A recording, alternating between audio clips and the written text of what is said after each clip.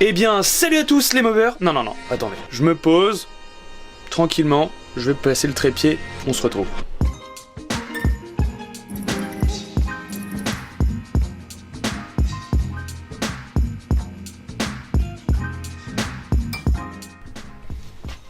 Eh bien, salut à tous les mobers, on se retrouve aujourd'hui pour une nouvelle vidéo. Alors, voilà, on va se poser tranquillement pour voir les dernières petites acquisitions que j'ai fait pour les différents projets. Les petits outils, voilà, un petit tour de l'atelier. C'est vrai que ça fait un moment que j'ai pas fait de vidéo. Une seule raison, voilà, beaucoup de boulot au niveau études. Et puis bah j'étais pas chez moi, donc forcément pas évident de vous faire des vidéos sur la mob quoi. J'aurais pu traiter d'autres sujets, mais bon c'est pas trop l'idée. Et voilà, grosso modo, malheureusement je n'ai pas pu me rendre à Trenia, donc je suis vraiment désolé. C'est vrai que c'est pas voilà, en vidéo qu'on doit s'excuser, mais j'aurais bien voulu quand même vous voir. J'aurais totalement dû y aller avec le mécano du 35. Mais bon voilà, les cours ont fait que c'était pas très raisonnable de se rendre là-bas ce week-end, mais voilà, j'aurais vraiment voulu y aller pour en rencontrer certains et pour voilà, tout simplement partager un moment autour de la mob, ça aurait vraiment été sympathique. Enfin bref, trêve de bavardage, je vous montre 2-3 trucs. Cette magnifique plaque Peugeot que j'ai reçue en cadeau récemment. Donc je remercie Valentin qui me l'a offerte récemment. Donc elle est vraiment magnifique, elle va faire une petite déco dans l'atelier.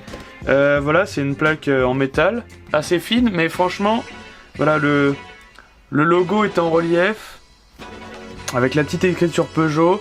Donc faudrait que je regarde par rapport au logo l'année à peu près. Mais franchement, elle est bien cool, hein. Elle va faire une petite déco sympa dans l'atelier, quoi. Ensuite, voilà des produits qui restent à avoir dans un atelier. Des bougies, mais cette fois-ci des Bosch, des W4AC. Donc j'en ai acheté deux, mais je vais vous en montrer une.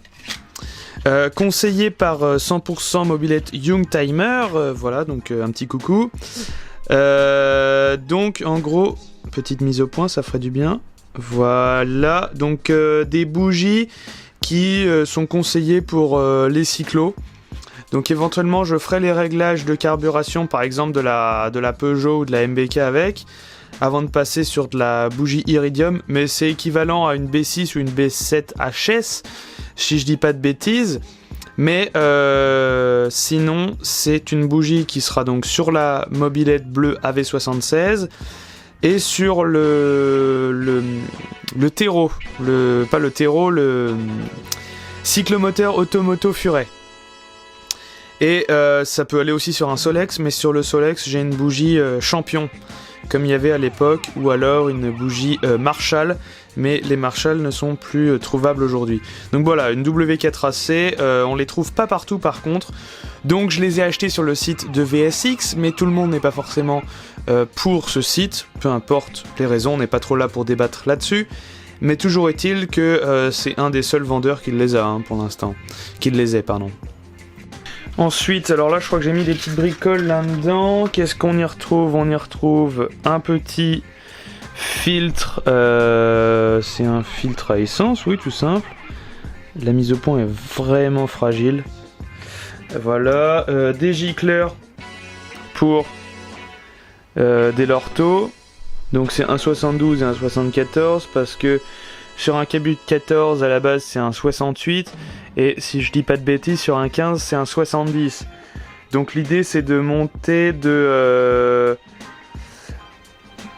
L'idée c'est de tester un 72 d'abord sur le 15, mettre le 70 sur le 14 et si 72 sur le 15 c'est pas assez, passer en 74. Enfin bref, des gicleurs pour avoir un réglage carbu, pour un petit rodage, voilà. Oups. Bah, si vous voulez, après je vous montre comment on change un gicleur, hein, c'est extrêmement simple sur les carbus des Lorto. Alors après, qu'est-ce qu'on a? Un petit colis d'occasion, qu'est-ce que c'est? Ah oui, si. C'est un Moriyama d'origine, hein. Ce qui est de plus classique, hop, je vous zoome vite fait. Voilà. Petit Moriyama. Qui va aller sur la 51. une fois que j'aurai refait proprement des cosses, mais c'est pas très sale, hein, ça va, rien de grave. Les bobines sont en bon état. Et ça ira normalement sur la 51 parce que sur la 103 vous savez qu'il y en a déjà un. Donc ça je l'ai pris parce qu'en fait il était à 15 € sur le bon coin. Bon malheureusement il y a les fils à refaire mais enfin voilà bref. Vous voyez l'idée, on verra ça plus tard. Enfin là dès que j'aurai le temps de le refaire proprement.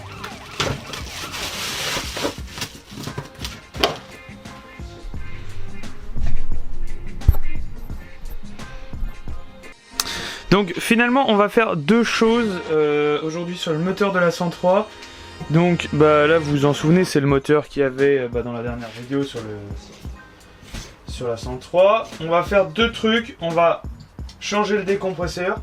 Parce que celui que j'avais changé finalement, la qualité n'est pas du tout celle que j'attendais. Il se bloque en fait par moment. Du coup soit il se bloque dans la position pour décompresser, soit il se bloque dans la position donc compressée, donc c'est insupportable parce que soit vous n'arrivez pas à démarrer parce qu'il est bloqué il est bloqué ouvert, soit justement c'est trop dur parce qu'il est bloqué fermé. Donc du coup j'en ai un nouveau juste là qui est un morceau que j'ai testé qui cette fois-ci va fonctionner comme il se doit normalement et tiens d'ailleurs je tiens à vous dire au passage que je l'ai commandé sur Royal Sport. Alors moi je suis pas du tout là pour faire de la pub pour les différents sites, cependant j'estime qu'il peut être intéressant de commander sur divers sites, bien qu'il y ait des frais de port à chaque fois, pour obtenir disons les meilleurs prix en termes de pièces, parce que même si vous payez disons sur 3 sites différents les frais de port, et il y a des produits où les différences de prix peuvent être plusieurs dizaines d'euros. Donc là c'est pas du tout le cas pour un décompresseur, vous me direz hein, bien sûr. Enfin quoi qu'à titre de comparaison, ce décompresseur donc voilà il est pas tout à fait assemblé. Parce que voilà, il coûte je crois 3,80 € par exemple sur Royal Sport et il coûte 5 € sur le site de la bécannerie alors que c'est exactement la même pièce. Je suis pas du tout là pour comparer les prix ou quoi que ce soit, mais voilà, il y a des petits produits comme ça qui additionnés les uns aux autres, ça peut faire une différence assez notable. Mais ça dépend toujours bien sûr des pièces dont vous avez besoin. Donc là-dessus, je ne me prononce pas non plus à 100%. Juste avant de commencer, parce que du coup, oui, aujourd'hui je suis une vraie pipelette, j'ai changé la cloche embrayage pour une cloche allégée. Donc j'avais fait ça juste après finalement de démonter le cadre de la 103, donc je n'ai même pas eu l'occasion de le tester. Mais voilà, je me disais que ça pouvait être intéressant de voir si voilà, donc là elle est percée ici et sur le côté interne, vous voyez, avec des plus gros trous. Donc je me disais que ça pouvait être éventuellement intéressant de comparer. J'ai toujours la cloche d'origine, je sais absolument pas ce que ça peut donner, mais peut-être voilà, ça pouvait faire une petite différence éventuellement. Bon allez, c'est parti pour le décompresseur. Donc pour vous montrer rapidement de plus près, voici le décompresseur une fois démonté, donc ça vous fait un trou forcément. Alors plusieurs petites choses au niveau des pièces. Donc là vous avez la tige qui est montée dedans, vous avez un petit joint torique minuscule un peu en caoutchouc qui est à mettre avant de l'enfiler. Ensuite vous venez placer ça en bas. Hop, juste ici, avant de le placer. Hop, voilà, on verra mieux si je fais comme ça. Vas-y. Emma, il a du mal, hein, punaise. Voilà, donc là, vous venez mettre votre petit joint en cuivre. Ensuite, le ressort. Ensuite, cette petite pièce. Et ensuite, le petit clou, pardon. Pour venir, donc il vient ici, pour venir sceller le décompresseur quoi. Enfin bon, je vous montre ça en image, ce sera beaucoup plus clair.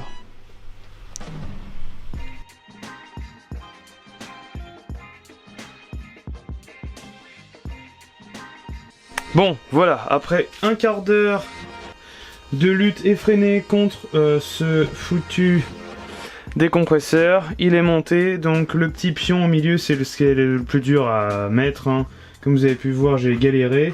Donc ensuite vous aplatissez au bout, ça aussi c'est un peu relou, mais une fois que c'est fait, c'est bon. Et donc là, on voit que ça va être bon, quoi. Avant il s'actionnait pas bien. Donc là, une fois le câble bien mis, ça décompressera et ça compressera quand on a besoin. Ah.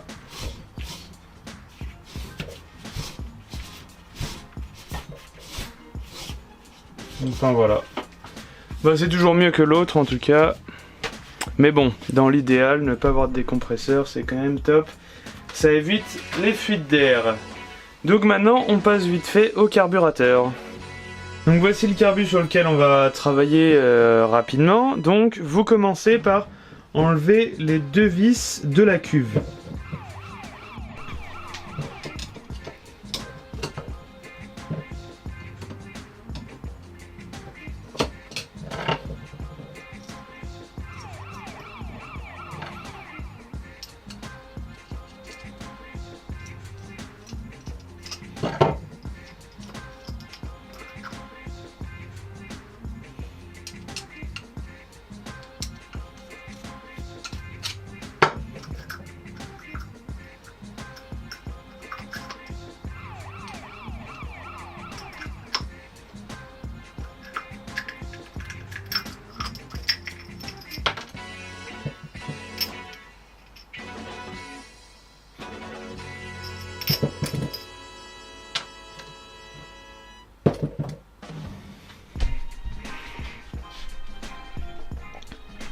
Donc là directement sur la cuve, on voit, vous avez le flotteur ici,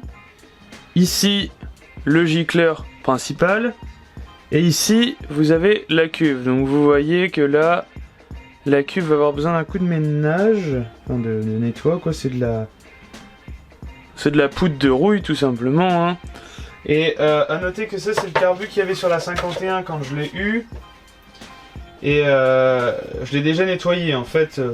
Faudrait que je fasse un petit Evaporust dans le réservoir, comme sans le citer, Hellfire Mopeds a fait par exemple, pour que ce soit nickel. Il y aura un filtre démontable d'essence qui sera installé, mais enfin voilà, vous voyez qu'il y a des traces de rouille là, il faut que je nettoie ça proprement.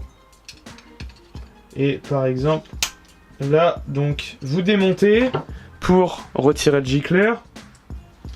Donc vous pouvez voir le numéro que c'est le gicleur de 68 parce que c'est le carbu de 14. Enfin c'est pas ce carbu là qui va aller sur le 51 hein. Mais c'est juste pour vous montrer hein. Le 51 sera équipé d'un carbu de 15 SHA pour commencer, et plus tard peut-être un 17.5 PHBG ou quelque chose comme ça, mais pour l'instant j'ai pas encore eu le temps d'y réfléchir parce que je m'y connais pas du tout dans la carburation, mis à part ceux-là à peu près quoi, les SHA qui sont faciles à démonter et à voir. Donc là on a dit que c'était un 68 et donc nous on le passe en 72, c'est ça. Non, attendez. Celui-là, on le passe, il est en 68, on le passe en 70... oui, si, en 72, c'est bien ça. On passe en 72. Le gicleur de 70 est monté sur mon carbu de 15, il faudrait que j'essaye aussi. Mais voilà, pour l'instant, ce sera le gicleur de 72. Et là, il faut que je nettoie tranquillement le carburateur. Et le boisseau a l'air plutôt propre. Stock. Voilà. Et donc je vais faire la même opération avec le carbu de 15. Voilà. Donc après un petit nettoyage. Voilà, je viens de faire la modif aussi sur le 15. Comment dire ? Je sais, voilà, c'est un SHA, c'est pas forcément adapté à la config Doppler qu'il va y avoir. Quoi qu'il en soit, c'est donc un G-Cloud 74 pour que ce soit volontairement plus riche en rodage. Je sais que c'est pas le carbu que je veux en définitif, mais pour l'instant, ce sera ça. Voilà, il était vite fait modifié là pour qu'il y ait un peu plus d'air. Enfin voilà, c'est vraiment pour le début. Je sais, comme vous m'avez dit dans les commentaires, que c'est pas assez pour un moteur comme ça. Mais pour l'instant, voilà, disons que j'ai pas trop le choix. Vous avez normalement dû apercevoir les pièces du MBK 51. Donc ça y est, j'ai tout. On va pouvoir normalement remonter le moteur cette semaine si tout se passe bien. Voilà, je n'ai pas avancé depuis la dernière fois. Enfin, du moins, vous verrez, je vous expliquerai tout dans la 4e vidéo à propos du MBK 51. Donc voilà, c'est tout. Voilà les amis, j'espère que vous avez apprécié la petite vidéo. Je sais, c'est plein de petits trucs en vrac, parce que, enfin voilà, c'est vraiment... Il n'y a vraiment rien eu depuis la dernière fois, hein. C'est pas parce que j'ai pas voulu vous filmer quoi que ce soit, c'est juste que du coup, voilà, j'étais bien occupé. Mais enfin voilà, les trucs vont avancer au fur et à mesure. Concernant l'avancée des cadres, c'est toujours en cours. Il faut que j'envoie les carénages plastiques pour la peinture. Je pourrais vous montrer, en fait, je suis en train de les poncer au 500 à l'eau pour qu'il soit vraiment le plus doux possible et que la peinture accroche bien. C'est le mec qui m'avait dit de faire ça, donc ça c'est en cours. Sinon quoi d'autre, donc comme je viens de vous dire, voilà, on va remonter normalement si tout se passe bien le moteur de la MBK cette semaine. J'ai eu d'autres petites pièces vite fait, voilà, un écrou d'allumage, un antiparasite spécial. Qu'est-ce que j'ai d'autre? C'est tout, les joints, j'ai eu le joint torique du coup. Quoi d'autre? Non, c'est tout, finalement il est prêt à être monté, hein, je vois pas ce qui me manque. J'ai la bougie. Ouais, j'ai tout, hein, on va pouvoir faire ça. Si, faut que je refasse à neuf, vite fait l'allumage de Moriyama, du coup, histoire que les fils soient propres. Enfin, en fait, c'est plutôt l'histoire de la sortie. Donc, je sais pas si je vais reprendre tous les fils un par un, ou alors si je vais les couper en sortie, faire une rallonge avec un petit tube proprement. En tous les cas, il faut le faire. J'espère aussi que la petite vidéo vous aura plu. On se retrouve très bientôt pour des new news. À bientôt, bye bye. Cette outro était totalement ridicule.